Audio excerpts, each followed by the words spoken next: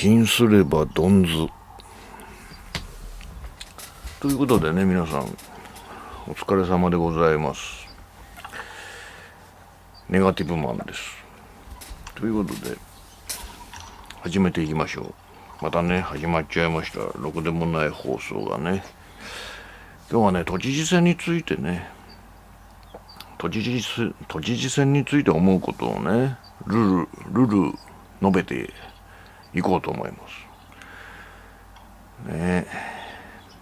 そうなんだかね、ネットのニュースとかね、新聞の記事、新聞なんか読みませんけどね、ネットの記事とかでね、あれじゃないですか、また NHK 党がね、掲示板でね、なんかいっぱいいろんなふざけたことをやってて、都民がバカにされているみたいなね。私も都民ですけれどもね、ネガティブマン都民なんですけどね、バカにされてるんじゃないかとかね、真面目政治を何だと思ってるんだ、真面目にやってないみたいなね、そんなことをね言っているね老害たちがね多数いましたけれどもね、バカにされてるんですよ。っていうかバカなんですよ。バカにされているじゃなくてバカしかいないんだから当たり前ですよね。バカなんだからね、いいダクダクとね、現職のね都知事をね何度も再選させるね、利権誘導のね、利権にまみれたね組織票でね何度もね現職を当選させている都民こそバカなんですから、それはね日本全国からね、NHK 党だけじゃなくてね、もう日本全国民にバカにされてるんですよ。都民はね、私も都民ですけどもバカなんですから。もう正解です。正解なんですよね。っていうようなね話をねしていきたいと思いますけれどもね、それも都民はバカなんだからね、ふざけられて当然だしね、またねふざけた候補者がたくさんいてね当たり前です。バカなんだからっていうことですね。あとやっぱりね、ネット上においてねいろいろ放送があるわけじゃないですか。なんて言うんでしょう、各候補者のねライブ映像がね、あれを見てて、都知事選に限りませんけどね、参院選も衆院選もそうですけれどもね、気持ち悪いですね。政治家の信者たちがね、信者たちがね、信者たちが気持ち悪いですね。あいつら本当にね、気持ち悪いなと思って、さっきね、とある候補者のね、コメントの画面をね残しておいたんですけど、日本が動く瞬間に立ち会えてる感じ、泣けてきますとかねね、東京の皆さん信じていますとかね、バカですね。こういう YouTube のねこのライブ映像のコメントね、気持ち悪いですね。昔でもないですけども、最近そうじゃないですか。 NHK 党とかから始まったんですかね。令和もそうですし、参政党とかね、新しい候補者がネットの寵児みたいな政党だったり候補者だったりが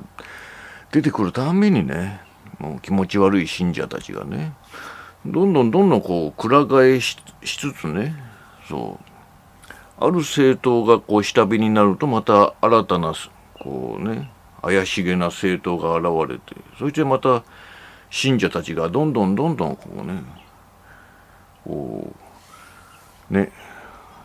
手のひらを返してね、どんどん移り変わっていくんですね。多分同じ人たちがこう集団になってこう乗り移ってるだけなんじゃないですかね。乗り換えてるだけなんじゃないですかね。ちなみにこの動画コメント映像の残しておいた私のねあれは石丸伸二さんですよね。そう気持ち悪いってありゃしませんよね。そうみんな同じことを言うんですね。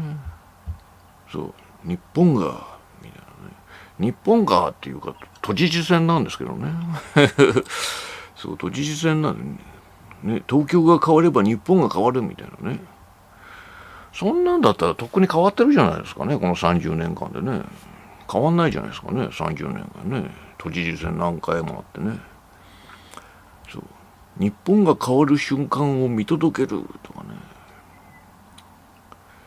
すっかり投票に行ってなかったけど久しぶりに行ってみるとかね。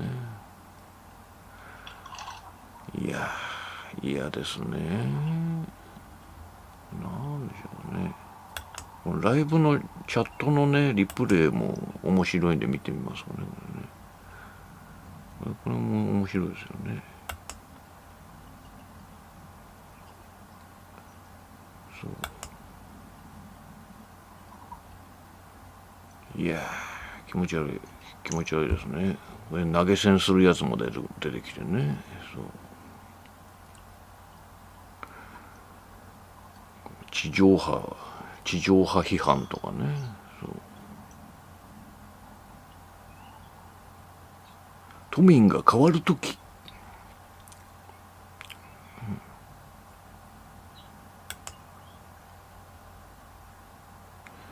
皆さんいいねボタンも押してくださいみたいなね。そう嫌ですね。ねそう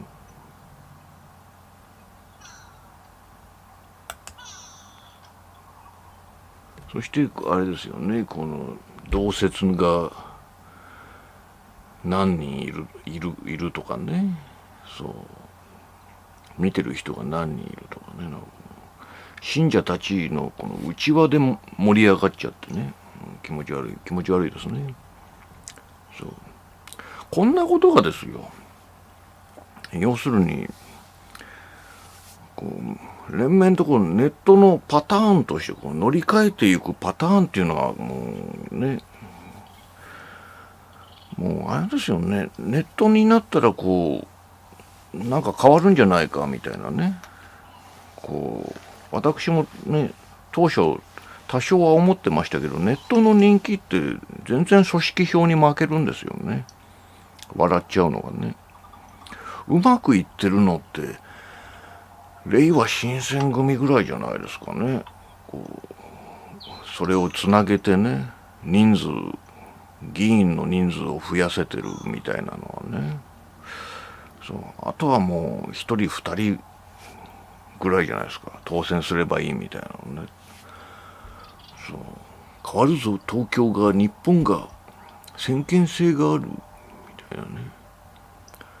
そして小池とか蓮舫とかの悪口をいっぱい言ってるわけですよね。そう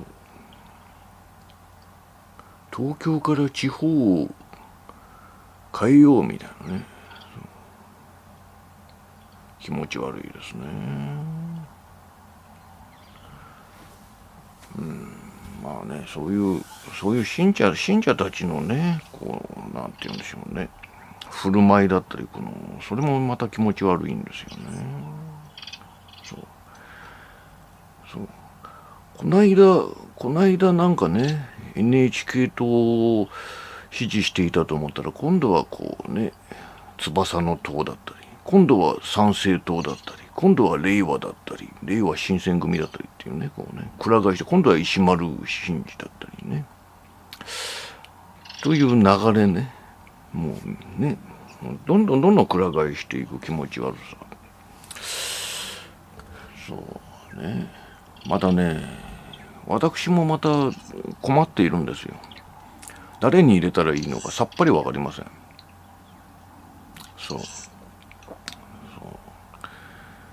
そういうのもね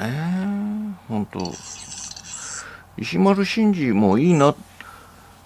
ていうか、いいなというよりもですよ、もう蓮舫とはそうね、蓮舫と小池には入れたくないから、じゃあ石丸が爽やかで、まあね、経済も強そうだからみたいな理由でねと思ってたら、こいつなんか維新とちょっと維新とのつながりがあるんじゃないかという疑いがね浮上してきましてね、そう橋本徹と仲がいいんじゃないかみたいな、つながりがあるんじゃないかみたいなね、そういう情報を聞きつけましてね、ダメかと。そうネガティブマンは誰に投票するんだっていうね、困りましたよね。そう困ってます。そう私の中ではね、そうなると困るんでね、そう桜井誠がいいんじゃないかっていうね、日本第一とのね、そうだってあれじゃないですか、正直なところね、都知事になって何をやるかっていう、面白いか面白くないかっていう問題があるじゃないですか。もうみんな主要候補たちはこう分かったような分からぬようなこうふわっとしたことしか言いませんからね、石丸伸二も含めてね、そうふわっとしてるじゃないですかね。桜井誠はほらね、はっきりしてるじゃないですか。もうね、とにかく外国人を排斥しますみたいなね、そう外国人の生活保護は廃止しますみたいなね、そういう面白いことをねはっきりと言ってくれるねやつに投票しようかなとは思ってます。まだ決めかねていますけれどもね、なんか東京だけ消費税廃止しますとかね、法人税なしにしますとか、所得税取りませんとかね、東京全体を特にして何々をやりませんとかね、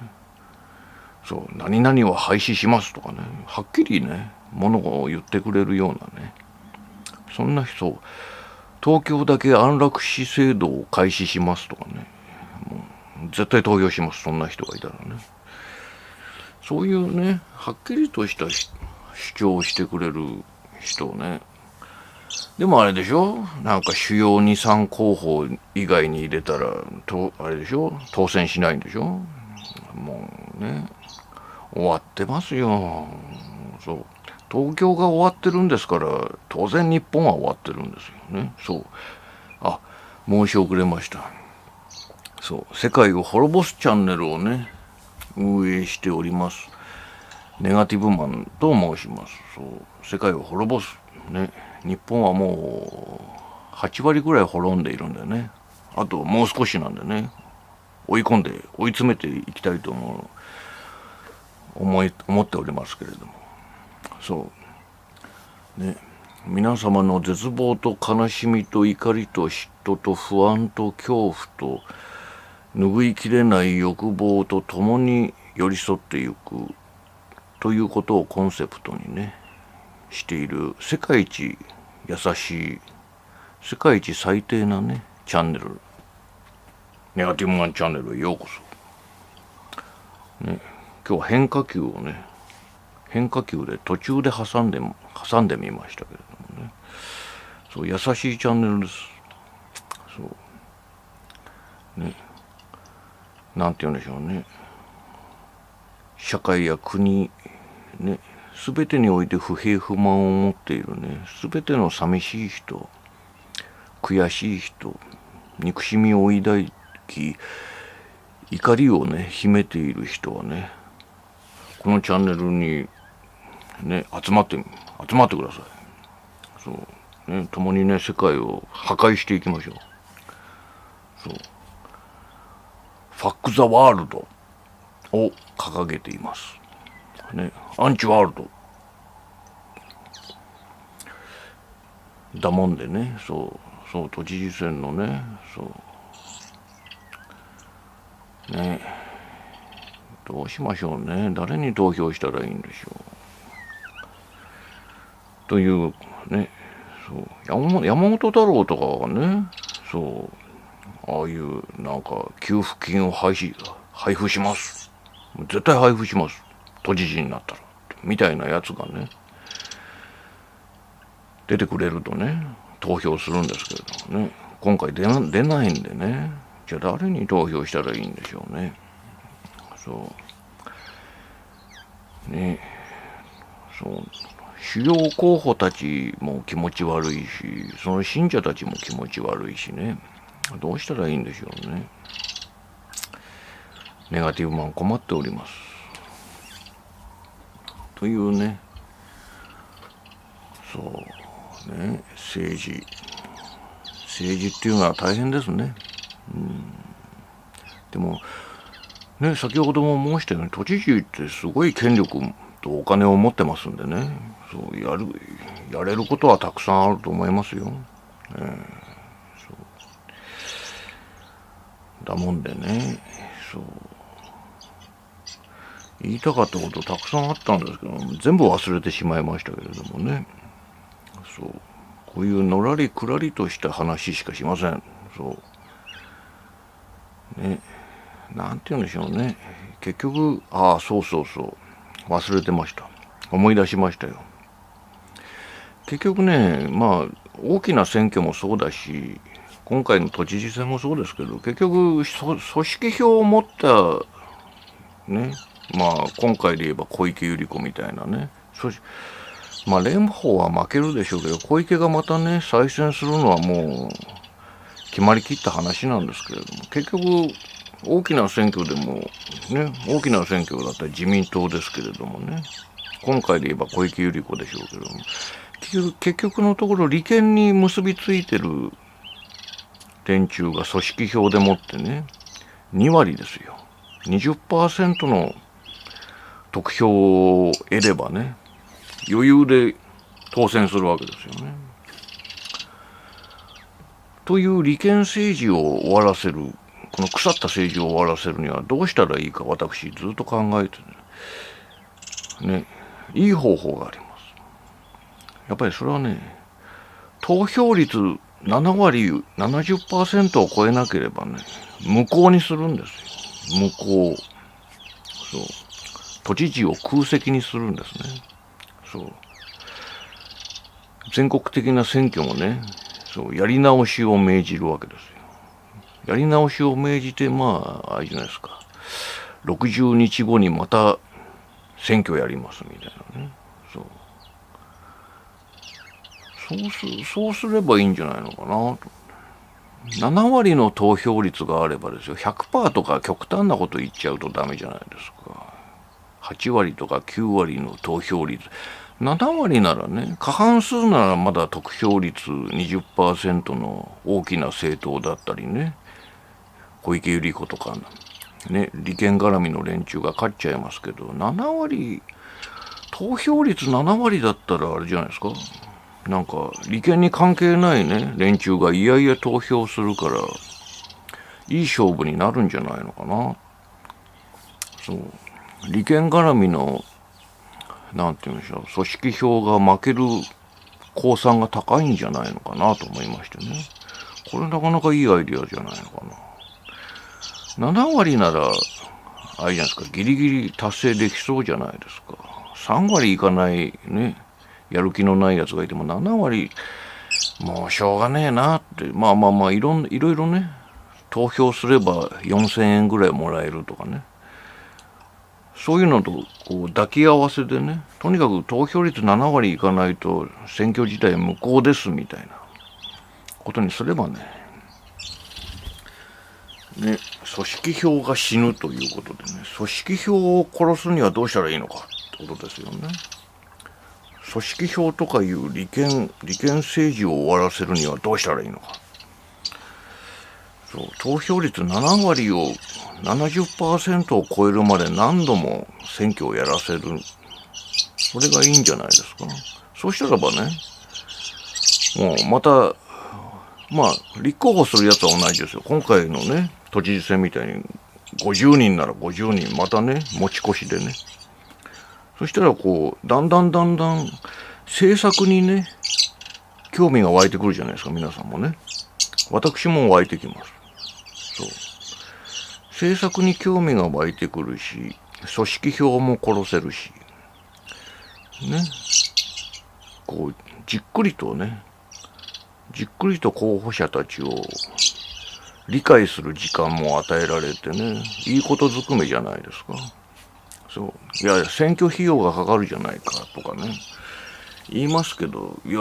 でも4年間とかね、衆院参院選が何年後とか知りませんけれどもね、何年か任せるわけですから、じっくりね、そんな組織票でね決められちゃたまったもんじゃないんですから、何かね考える時間が与えられるね。あと選挙活動もね、ドブ板であれネットであれですよ、ちゃんと活動期間がたっぷり与えられればね、こう時間だったりお金がない候補もね、いろいろ薄汚い活動がネット上でもなんて言うんでしょうね、いろんなところで活動できるじゃないですか。リアルストリートでもね、いいことずくめじゃないのかな。そうというね、いいアイディアを浮かんだんでね。そうまあね、でもそういうことをね国政でね決めないといけないので、結局のところね、国政で過半数を取るまともな連中が出るか出ないかがポイントになってくるんですけれど、まあどうなんでしょうね。そうなんだろうね。そう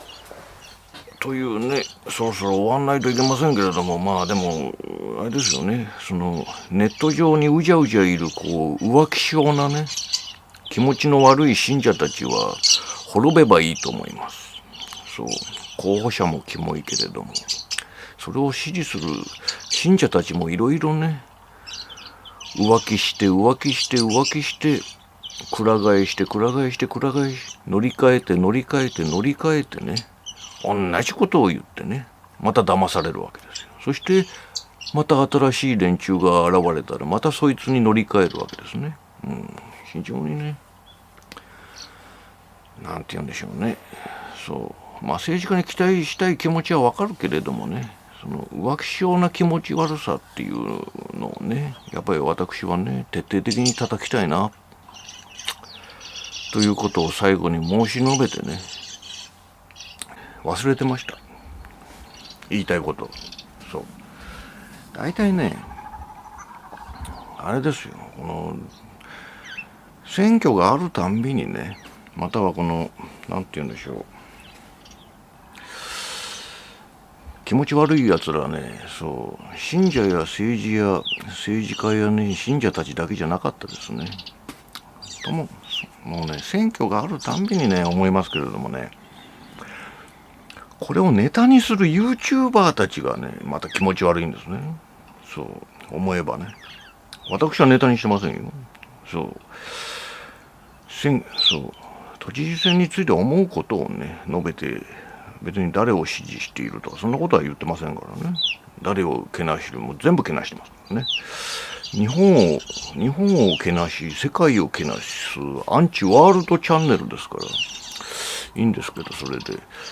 これをねちっともねあれですよね、その候補者たちをね本当は熱く辛抱してもいないのにね、このね YouTube 上でねこうさも辛抱しているかのごとくね、このなんて言うんでしょうね、政治家だったり候補者だったりっていうものをねこう生中継してみたりね、またはそのなんて言うんでしょうね、それを取り上げて政党だったり政治家を取り上げてね、それでね飯を食おうとしているね薄汚い YouTuber たちがまたはもうね各種いろいろなね動画を上げてここぞとばかり上げるわけですね。この都知事選もね、まあそれが気持ち悪いと言ったらないですよね。ほんとね。それを言い忘れましてね。これもちゃんと言っておかないといけないなと思って。ね。再生数狙いなのか、ね。登録者数狙いなのか、ね。結局猫や犬をネタにしてね、出汁にして、あれですよね、飯を食おうとかね、小銭をむしろうとしている連中と何にも変わりませんよね。猫や犬が政治家に変わっただけですね。それがね、それが気持ち悪いなと思って、それもちゃんと言っておかないとね、そういうのに皆さん騙されちゃいけませんよ。ね。死んでも登録なんか しちゃいけないし、そういう連中のね。まあエンターテインメント的にね、見るのは構いませんけれどもね。気持ち悪い連中だなと思って。なんかね、いや政治とはこうあるべきだみたいなね。何故こいつを支持するのはみたいなね。そういうなんか己の信念を熱く語るんならいいけれども、まあね、熱く語ってるやつもいるけど、まあね、それもまたネタにしてるっていう時点でね、なんか気持ち悪いですしね。またそこにもまた信者たちがね、湧いてくるんですよ。ね、その政治家のね。またこう二重三重にかぶせてくるわけですね。二重三重にかぶせて気持ち悪くなってくるわけですよね。エコーチェンバーがね、いろんなところで小さなエコーチェンバーが至るところでね、発生してね、気持ち悪さを増幅させているわけですよね。悲しいですね。まあでもね、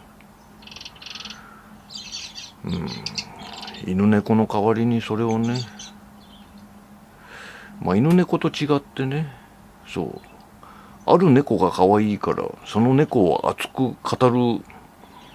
チャンネルなんてないですからね。そういった意味では人間っていうのは奇妙な生き物ですけれどもね、まあいいんじゃないですか。それもいいんでしょうけど、まあ私はちょっと気持ち悪いなと思いますね。それはね。それを言い忘れましてね、それも言っておかないといけないなと思って。候補者ね、例えば石丸伸二だったら石丸伸二とかね、追いかけていってね、ずっと動画を上げてるやつとかいますね。そして演説の動画、演説とか内容とかね、まあそれだけじゃなくて来歴だったり経歴だったりそのシーンをね切り取ってね解説してるやつとかね、支持者だったり支持者じゃなかったりね、ああいうね YouTuber たちのね、その心情、心の内をね透かしてみると非常に気持ち悪くてね。皆さんどうですか、私はもうね、ろくでもない史上最低のチャンネルとしてね、そんなことまるで考えてない、もう非常に私のねっとりとしたね心の闇を吐き出しているだけですけれどもね。いや皆さんもね、意外と共感してくれる人いるんじゃないのかなと思いますね。なんか気持ち悪いな、なんかしっくりこねえな、ね、そういう人がいたらね、気持ちを聞かせていただければ幸いだと思いますね。それではまたお会いいたしましょう。今日にも明日にも世界が滅びますように。ネガティブマンでした。